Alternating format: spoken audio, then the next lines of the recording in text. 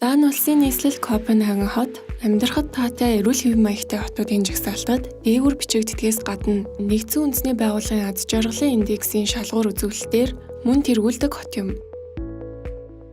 Копенгаген хот дэлхийн эрүүл мэндийн байгууллагын 1987 онд батлагдсан эрүүл хотын тунхаг бичигт Барселон, Бремен, Дюссельдорф, Стокгольм, Ливерпуль зэрэг 11 хотын хамт илссэн байдаг. Одоогийн байдлаар уг тунхаг бичигт 1400 хот нэгдээд байгаа ажээ. Тэгвэл эрүүл болон амьдрахад таатай хотуудад ямар хот багтаж байна вэ?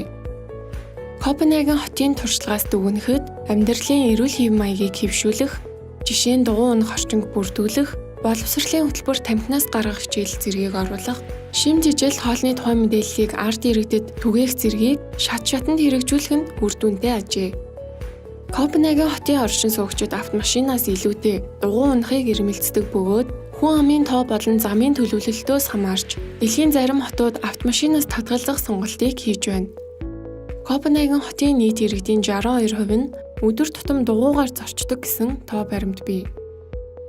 Финлянд улсын Турку хотод 39 евро төлөөд 6 сарын турш спортын хэрэгсэл түрээслэх, үзүр үйлчилгээ, концерт үнгүй үзэх боломжтой байдаг байна. Мэдээж энэ нь иргэдийн эрүүл мэнд, сэтгэл зүйн амар амгалан байдалд зориулагдсан нь тодорхой. Чөлөө цагаараа дасгал хөдөлгөөн хийж, эсвэл концерт үзэж өнгөрөөх нь хөдөлмөрийн бүтээмж цаашлаад бүтээл сэтгэлгээг идэвхжүүлж, тархины үйл ажиллагаанд сайнаар нөлөөлдөг байна.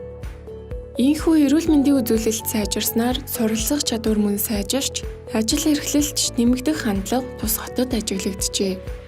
Хэдийгээр иргэдэд өндөр татвар оногдуулдаг боловч хүүхдийн цэцэрлэгээс эхлээд их сургуулийн төлбөр, цаашлаад өндөр наснуудыг асрах зардал зэргийг түрүүс санхүүжүүлдэг учраас үүнийг зөв тогтолцоо гэж хэлж болох юм.